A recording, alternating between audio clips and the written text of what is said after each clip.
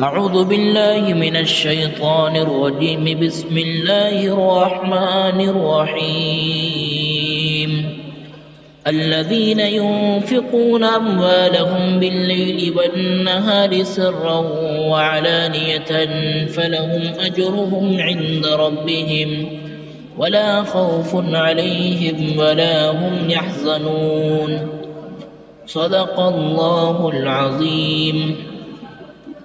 یہ تیسرے پارے کا چھٹا رکوع ہے اور اس میں تقریباً 8 آیات ہیں۔ اس آیت کے بعد 7 آیتیں اور بھی ہیں جس میں مستقل سود کا رد کیا گیا ہے۔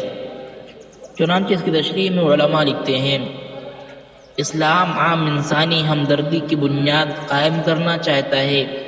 وہ یہ چاہتا ہے کہ دنیا میں ایسی سوسائٹی بنے جس کے افراد نوع انسانی کی محبت و خدمت کے جذبے سے سرشار ہوں، جو غریبوں کی مددگار ہوں، محتاجوں کی معین ہوں، مصیبت زدوں کی ہمدرد ہوں، درد مندوں کے غم گسار ہوں، پریشان حالوں کے دستگیر ہوں، آفت رسیدوں کے حامی ہوں، مظلوموں کی پشت پناہ ہوں، فاقہ مستوں کا سہارا ہوں، تنگ دستوں کے معاون ہوں۔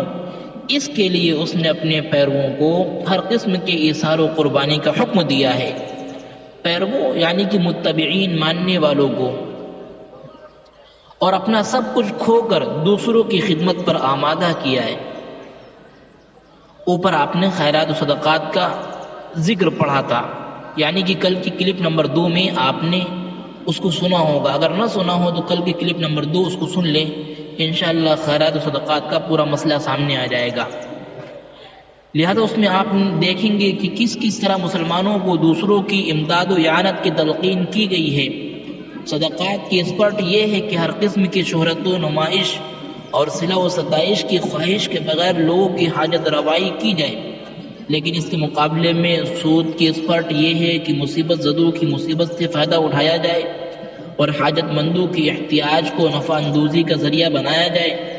کسی ضرورت مند کی ضرورت رفع کرنے سے پہلے زیادہ سے زیادہ معاوضہ ادا کرنے کا اقرار کرا لیا جائے۔ صدقہ دہندہ کا طریقہ تو یہ ہوتا ہے کہ وہ اپنی اصل رقم سے بھی دستبردار ہو جاتا ہے، لیکن سود خور اصل رقم کی واپسی کے ساتھ ایک مزید رقم کا مطالبہ کرتا ہے۔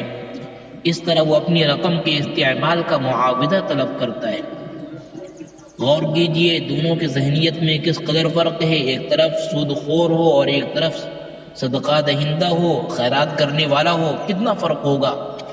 اسی بنا پر صدقات و خیرات کے بیان کے فوراً بعد اللہ تعالیٰ نے سود کا ذکر کر دیا ہے تاکہ دونوں کا خوب فرق واضح ہو جائے اور یہ حقیقت پورے طور پر نمایاں ہو جائے کہ انسانی ہمدردی، ملی مفاد، قومی ترقی ہر نقطۂ نظر سے فلاح و بہبود کا باعث ہے، اور سود تباہی و بربادی کا پیش خیمہ ہے۔